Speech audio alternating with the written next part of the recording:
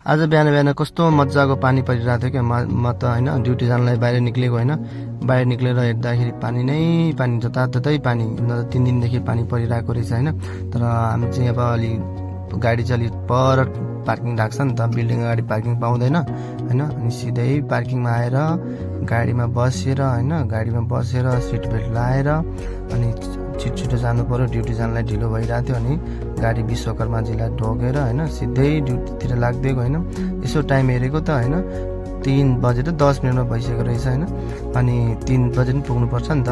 अनि गाडी भगाएर होइन सिधै गाडी एकदम स्पिडमा भगाएर होइन छिटो पुग्नु पर्यो भनेर स्टोर होइन त्यहाँ कराउँछ त नि त होइन। अनि यहाँ आएर अनि लिफ्ट छिरेर बेसमेन्ट थिचेर होइन स्टोरभित्र गएको त यति अर्डरहरू चाहिँ मेरो लागि थुपारेर राखिदिएको रहेछ होइन।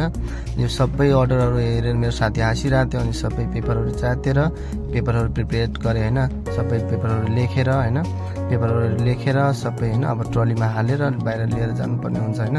अनि यहाँ यति धेरै अर्डरहरू हुन्छ होइन, हेर्नु न। अनि यति धेरै अर्डरहरू सबै लिएर होइन अब गाडीमा लिएर जाने होइन। अब गाडीमा 1 by 1 अब कुन चाहिँ छुटेछ कुन चाहिँ छैन भनेर सबै एउटा हेरी हाल्नुपर्ने हुन्छ है होइन।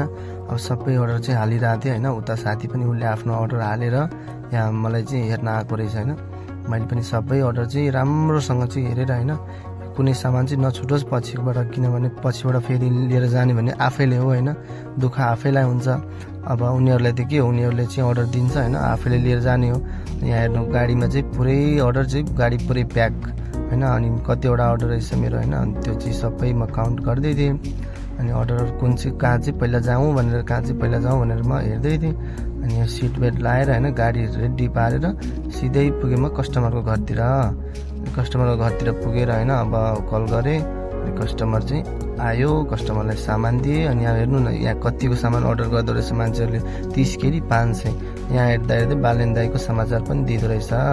अनि यहाँ मेरो गाडीको चाहिँ फ्युल चाहिँ कम भएको रहेछ होइन, सकेको रहेछ। यहाँ यतिको मैले तेल हालेँ।